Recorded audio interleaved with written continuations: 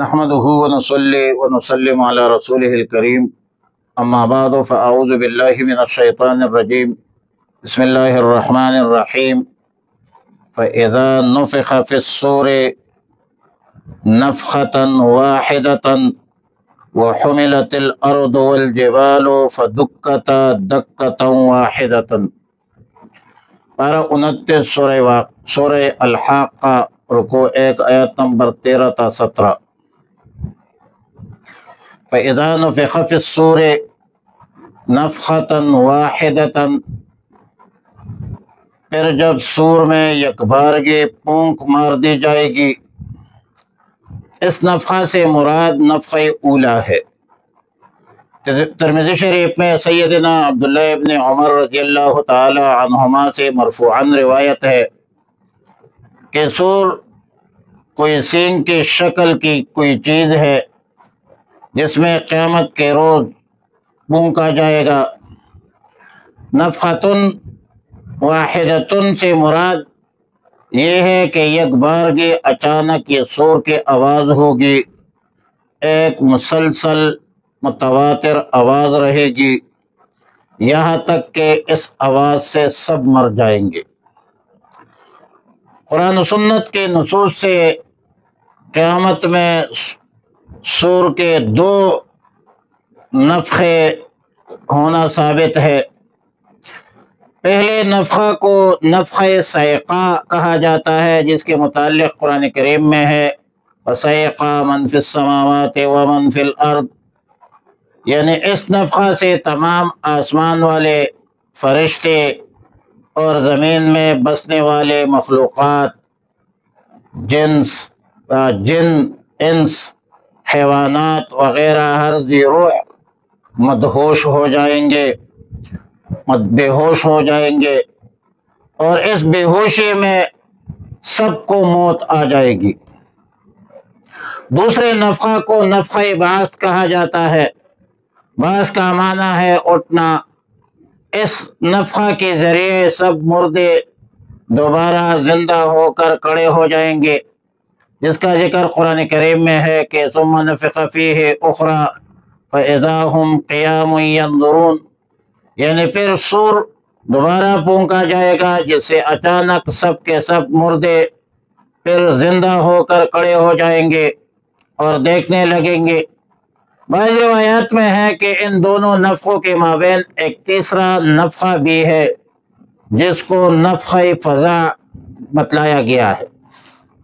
مجموعہ روایات اور نصوص پر غور کرنے کے سلسلے میں معلوم ہوتا ہے کہ پہلا نفخہ وہی ہے جس کو ابتدا میں نفخہ فزع کہا جاتا ہے، اور انتہا میں وہی نفخہ فزع کو نفخہ صیقہ بن جائے گی۔ وعلی کل حال جب سور میں یک بار پھونک مارے جائے گی تو اس وقت زمین اور پہاڑ اپنے جگہ سے اٹھا لے جائیں گے، یعنی اپنے حیز و مکان و مقام سے ہٹا دی جائے گی۔ وسیرت الجبال کے الفاظ ہے۔ وعلی کل حال فدکتا دکتا واحدتا، فدکتا دکتا واحدتا، فدکتا دکتا واحدتا، پھر دونوں ایک دفعہ میں ریزہ ریزہ کر دی جائیں گے، تو اس روز ہر چیز گر پڑے گی، آسمان پھٹ جائے گا۔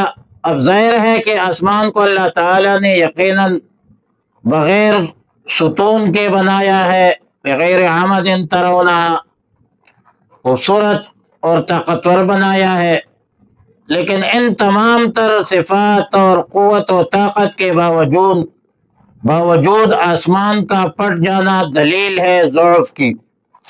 اب ظاہر ہے کہ فی الوقت اس میں تو کوئی فطور یا شقوق نہیں ہے، لیکن بروز قیامت اس میں ضعف اور انشقاق ہو جائے گا، اذا السماء انشقت، اور پھر والملک علی ارجائها، اور جو فرشتے ہیں آسمان میں پھیلے ہوئے ہیں، جس وقت آسمان کا پھٹنا شروع ہو جائے گا تو اس کے کناروں پر یہ سارے فرشتے آ جائیں گے۔ اس سے ظاہراً یہ معلوم ہوتا ہے کہ آسمان بیچ میں پٹ کر جو ہے چاروں طرف سمیٹنا شروع ہو جائے گی، اس لیے فرشتے بھی بیچ سے کناروں کے طرف جو ہے آ جائیں گے۔ پھر آیات کریمہ میں فَصَعِقَ مَن فِي السَّمَاوَاتِ وَمَن فِي الْأَرْضِ کے مطابق ان فرشتوں پر بھی موت مسلط ہو جائے گی، فی تفسیر کبیر۔ اور یہ سب واقعات تو نفخ اولیٰ کے وقت ہوں گے۔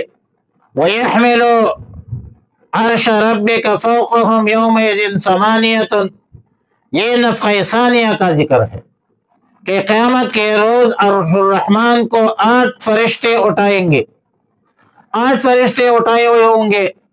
بعض روایات کے مطابق قیامت سے پہلے تو یہ کام 4 فرشتوں کے سپرد ہے، قیامت کے روز ان کے ساتھ 4 اور بڑھ جائیں گے۔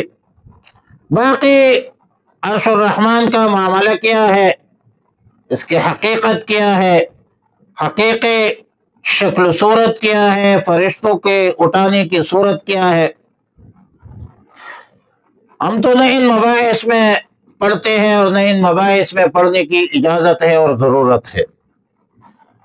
اللہ تعالیٰ نے جو کچھ ارشاد فرمایا ہے اس پر ہمارا پکا ایمان ہے، اعتقاد ہے کہ یہ سچ ہے، حق ہے، اور لیکن اس کی حقیقت ہمیں معلوم نہیں، متشابہات میں سے ہے۔ اس طرح ثم استوى علی العرش، تو اس حوالے سے اہل علم کی خاص کر امام احمد بن حنبل کا قول یہ ہے کہ الاستواء معلوم وکیفیتہ مجہول والسوال عنہ بدعہ، اس بارے میں ہم سوال پوچھتے نہیں اور نہ اس پر ہمارے کامیابی کامرانی کا دار و مدار ہے، اور نہ قیامت کے دن ہم سے اس حوالے سے پوچھا جائے گا، ہم سے ہمارے اعمال کے بارے میں، ایمان کے بارے میں پوچھا جائے گا۔ یہ تو متشابہات ہے، اور متشابہات میں تو وہ لوگ پڑھتے ہیں جو ابتغاء الفتنۃ و ابتغاء تاویل، وہ فتنوں کی تلاش میں ہوں، وہ لوگوں کا کام ہے۔ ہم فتنوں سے ڈرتے ہیں، اللہم احفظنا من الشرور والفتن ما ظہر منہا وما بطن۔ فاذا نفخ فی الصور، پھر جب پونکی جائے گی فی الصور، صور میں نفخۃ واحدۃ، ایک بار پونک یا ایک بار جی پونک، وحملت الارض، اور اٹھائی جائے گی زمین، والجبال، اور پہاڑ، فدکتا، پھر ریزہ ریزہ کر دی جائیں گے، دکتا واحدۃ، ایک ہی بار ریزہ کر کے، فیومئذ، پس اس دن، وقعت الواقعۃ، واقع ہو جائے گی وہ واقع ہونے والی چیز، وانشقت السماء، پھٹ جائے گی آسمان، فہی یومئذ واہیہ، پس وہ اس دن بالکل کمزور ہوگا، والملک، اور فرشتے ہوں گے، علی ارجائہا، آسمان کے کناروں پر، ویحملو، اٹھائے ہوں گے، عرش ربک، عرش تمہارے رب کا، فوقہم، اپنے اوپر، یومئذ ثمانیۃ، اس دن 8 فرشتے۔ اللہم ربنا تقبل منا انک انت السمیع العلیم وتب علینا یا مولانا انک انت التواب الرحیم۔ اللہم احسن عاقبتنا فی الامور کلها واجرنا من خزي الدنیا وعذاب الآخرة۔ اللہم وفقنا لما تحب وترضى، صلی اللہ تعالی علی خیر خلق محمد وآلہ وصحبہ اجمعین برحمتک۔